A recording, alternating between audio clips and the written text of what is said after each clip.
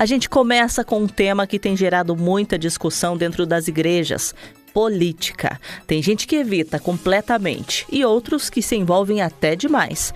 Mas afinal, qual é o equilíbrio? Para conversar com a gente está aqui o teólogo pastor Felipe Amorim, que escreveu um livro sobre isso. Ele é autor do livro Política para Cristãos. Pastor, hoje a gente vê dois extremos: cristãos que rejeitam a política e outros que entram então aí de cabeça, né? Até se envolvem em conflitos. Onde está o erro, pastor? Oi, Patrícia, tudo bem?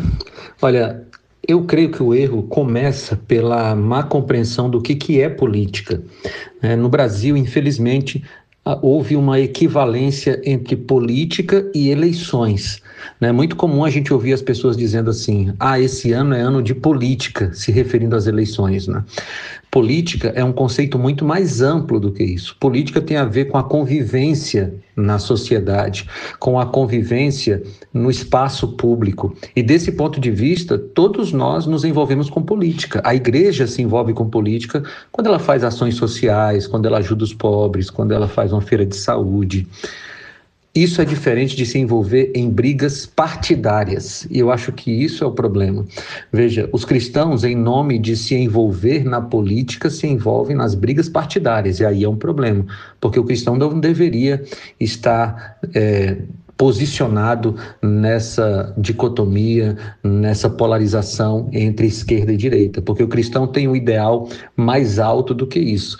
Mas eu acho que começa compreendendo o que é política realmente, como essa convivência na sociedade. No seu livro você fala sobre o perigo de usar a fé para fins políticos. Como identificar quando a fé está sendo usada como instrumento? Patrícia, a gente percebe que muitos candidatos, inclusive, a cargos eleitorais e a cargos eletivos, eles, no período eleitoral, vão à igreja, querem fazer discursos nas igrejas evangélicas, católicas e tal. E muitas vezes a gente percebe que a intenção é estritamente eleitoreira, né? Essas pessoas não são religiosas e aí acabam se aproveitando da influência de líderes religiosos para tentar angariar votos, né? A fé ela é instrumentalizada na política quando você tenta vincular um candidato a fé ideal, entende? Deixa eu tentar ser mais claro. Quando você quer dizer que determinado candidato representa Deus na Terra. Veja, Deus não é representado na Terra por candidatos em eleições, nem por partidos políticos. Quem representa Deus na Terra é a sua igreja. E a sua igreja não foi colocada na Terra para eleger um político, para tirar o político do cargo que ele foi eleito. A igreja tem outra missão. A missão da igreja é a pregação do evangelho. E para pregar o evangelho, a igreja não pode e não deve se envolver em brigas partidárias. E dentro das igrejas, qual é o papel dos líderes para evitar esse tipo de situação? O que precisa ser feito na prática? Jackson, eu acho que essa é uma pergunta que teria uma resposta mais demorada, mas eu vou tentar ser sucinto aqui. Os líderes da igreja, eles precisam, em primeiro lugar, entender qual é a missão da igreja cristã. Quando Jesus estabeleceu a sua igreja, ele não estabeleceu a igreja para ser revolucionária do ponto de vista político. Deus não estabeleceu a sua igreja para ser cabo eleitoral de candidato algum. Deus estabeleceu a sua igreja para a pregação do evangelho. Então, os líderes da igreja, os líderes religiosos, eles devem primeiro se preocupar para que a igreja cumpra a sua missão. Segunda coisa, os líderes devem ensinar a Bíblia para os seus liderados, para os membros da igreja, para que, conhecendo a Bíblia, formando a sua cosmovisão cristã, os liderados possam escolher em quem eles vão votar de maneira autônoma. E aqui vem um terceiro aspecto. Os líderes religiosos não estão ali para dizer em quem os membros da sua igreja devem votar e em quem eles não devem votar. Esse não é um papel de um pastor, de um líder religioso. O líder religioso deve guiar as pessoas na busca e no encontro com Deus e no caminho da eternidade. Não devem ser consciência para ninguém em aspecto algum.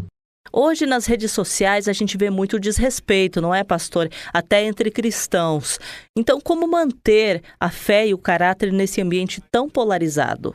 Olha, Patrícia, esse aspecto que você mencionou é talvez a maior prova de que muitos cristãos deixaram os princípios bíblicos para se envolverem em lutas político-partidárias.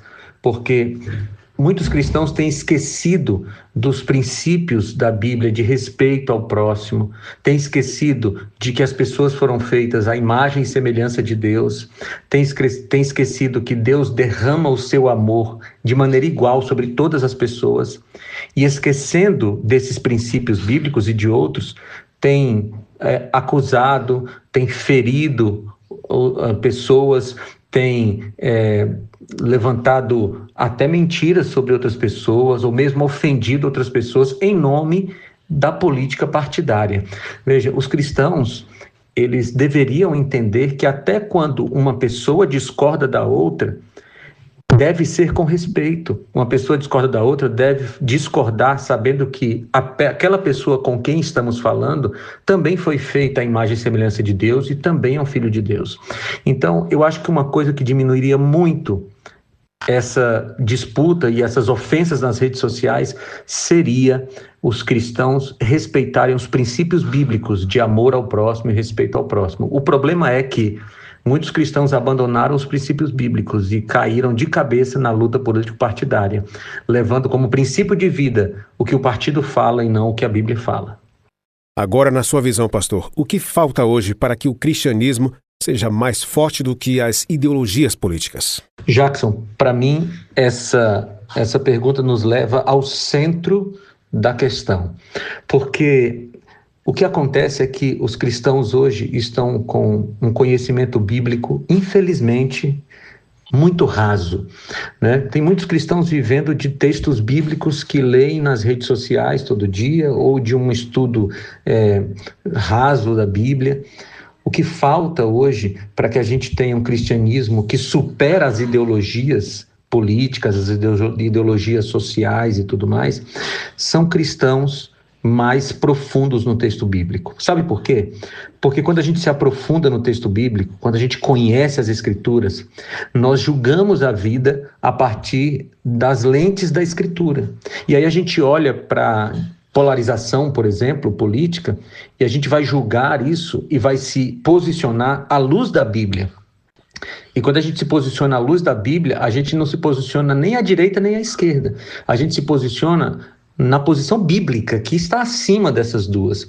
Então, para mim, o que falta de verdade é profundidade no texto bíblico. As pessoas precisam conhecer mais os princípios bíblicos para saberem que nenhum partido político, nenhum candidato político vai resolver os problemas desse mundo. A Bíblia diz que só a volta de Jesus resolve o problema desse mundo. E a gente deveria colocar nossa esperança em Jesus e não numa próxima eleição. Pastor Felipe, muito obrigada por sua participação. E para quem quer se aprofundar nesse tema, onde pode encontrar então o livro Política para Cristãos? Patrícia, Jackson, muito obrigado aqui pela oportunidade de falarmos desse assunto que é muito importante, né? Tem, inclusive, desviado muitas pessoas da sua fé em nome dessas lutas político-partidárias. Então, eu acho importante a gente falar sobre isso à luz da Bíblia e eu agradeço pela oportunidade. Quem tiver interesse em se aprofundar nesse assunto, eu lancei recentemente o livro Política para Cristãos e aí tem o link para a compra do livro físico na biografia do meu Instagram, que é @PRFelipeAmorim, Felipe com 2 P's, tá?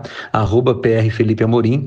Tem lá o link para a compra do livro físico e também na Amazon consegue comprar o livro digital ali para quem usa o Kindle, tá? Um abraço para vocês, um abraço para você, querido ouvinte, e muito obrigado por essa oportunidade. Pastor Felipe Amorim, muito obrigada por sua participação com a gente.